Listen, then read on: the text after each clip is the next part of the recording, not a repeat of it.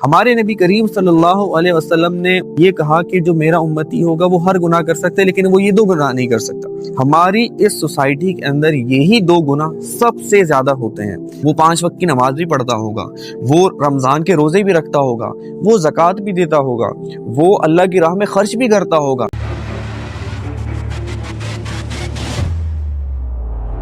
ہمارے نبی کریم صلی اللہ علیہ وسلم نے فرمایا کہ میرا جو امتی ہے ایک بشر ہے، انسان ہے، اور میں اس سے ہر گناہ کی توقع رکھ سکتا ہوں کہ وہ کر سکتا ہے کیونکہ وہ بشر ہے، لیکن میرا جو امتی ہے وہ 2 گناہ کبھی بھی نہیں کر سکتا۔ اب وہ 2 گناہ کون سے ایسے ہوں گے؟ کیا وہ ہمارے معاشرے میں پائے جاتے ہیں؟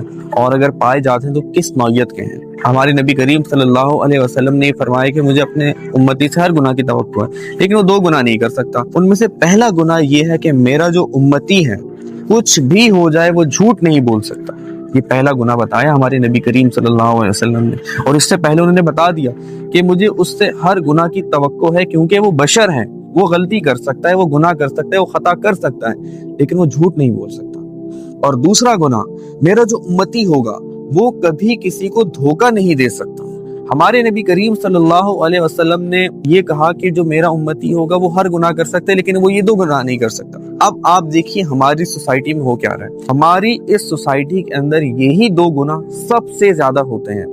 جھوٹ سب سے زیادہ ہمارے معاشرے میں بولا جاتا ہے۔ ہم سب نبی کریم صلی اللہ علیہ وسلم کی امت ہیں، تو آپ اس پہلے والے جملے پہ تھوڑا غور کیجئے کہ نبی کریم صلی اللہ علیہ وسلم نے فرمایا کہ میرا جو امتی ہے وہ یہ 2 گناہ نہیں کر سکتا۔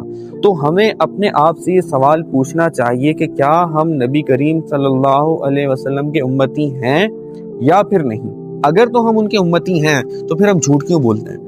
اگر ہم ان کے امتی ہیں تو ہم دھوکہ کیوں دیتے ہیں لوگوں کو؟ چھوٹے سے چھوٹا انسان، بڑے سے بڑا انسان، ٹھیلے لگانے والا انسان، بڑے سے بڑا بزنس مین آپ کو جھوٹ بولتا ہوا نظر آئے گا، آپ کو دھوکہ دیتا ہوا نظر آئے گا۔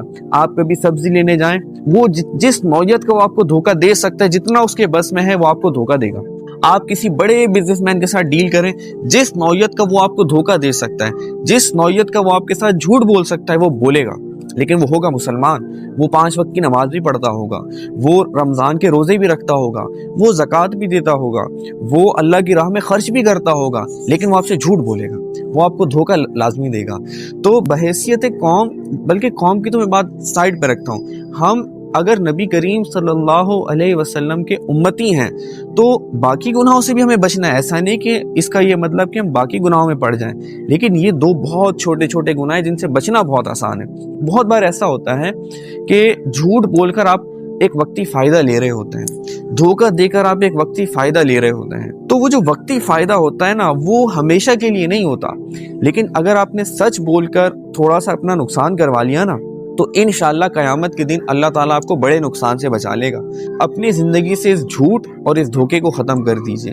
پوری دنیا کے اندر پاکستان کی جو قوم ہے اس کی بالکل کوئی عزت نہیں کی جاتی۔ کیوں؟